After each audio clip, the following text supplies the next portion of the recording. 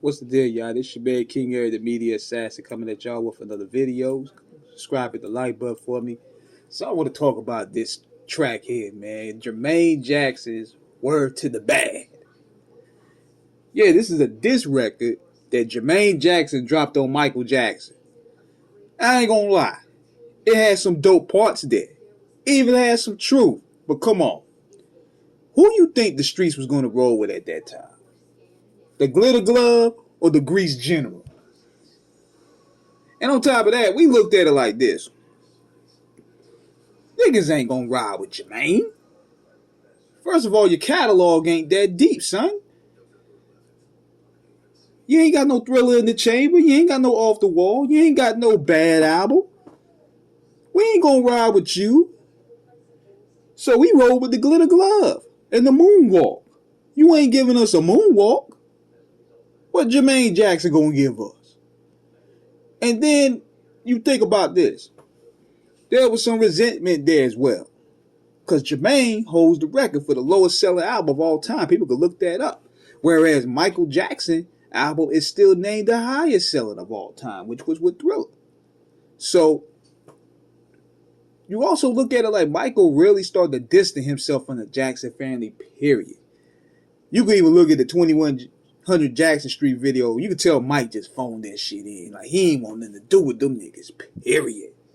He ain't want nothing to do with the Jackson at all, except for his mother. So, pretty much Jermaine was hurt about it. And I read some more about this on the Clive Davis book. He said here, I had signed Jermaine Jackson to Arista and like L.A. Reid and Babyface. He also had worked with Whitney Houston. We had some success with his 3 albums for the label, but as we were starting on his 4th, I thought he might have an ideal look for LaFace. And Michael Jackson's older brother Jermaine was now in his late 30s and beginning with the Jackson 5, been making records for more than 2 decades. I thought that working with L.A. and Babyface would give him a new sound, expose him to a younger audience, and bring him success on the scale that he wanted so badly. Jermaine loved the idea, and L.A. and Babyface, who had grown with the family mystique of the Jacksons, were excited as well. Seemed like a well-made match. As 3 of them began working on Jermaine's first album, Full of Face, which would soon be titled You Said, Jermaine was started to learn that his brother Michael had approached L.A. and Babyface and offered them substantial amounts of money to work on songs for his album. And surprisingly, they agreed to do it. Everything they wrote during this immediate, well-defined period of a couple of weeks would be for Michael to use.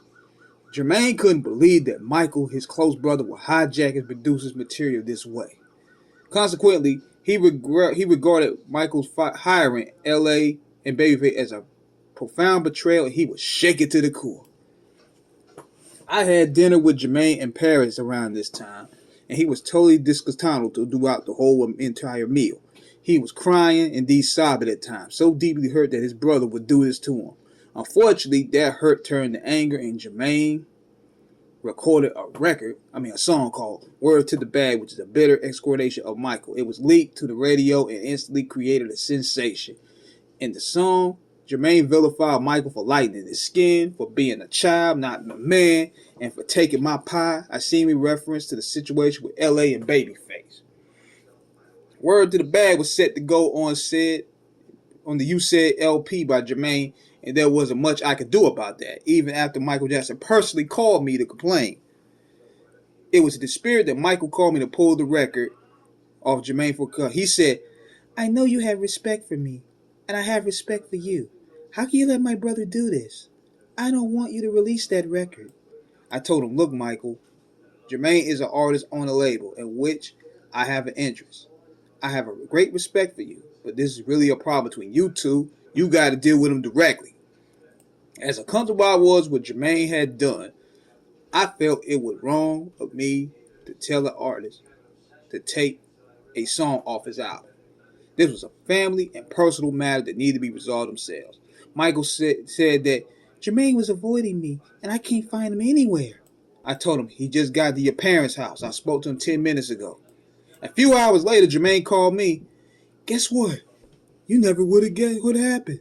He said, I'm at my parents' house, and Michael went around to the back, climbed through, and went through a window and came down the stairs and confronted me with the problem. We really had it out.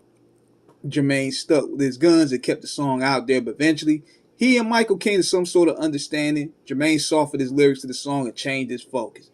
Man, look, tell you this, bro. Niggas can laugh about that Peter Pan shit all they want. But you better ask Eminem. You better ask Prince. All them niggas fell back messing with Mike. Shoot. Man got the coldest moonwalk. Man got the glitter glove. Man, come on, man. He rolled with he put on the set. Like, come on, man. And I ain't gonna lie, man. Word to the Bad was pretty good. If you let's forget the content, but at the end of the day, nobody was bumping that shit in no cookout. Nobody was playing Word to the Bad and nobody whip. Michael made that song disappear.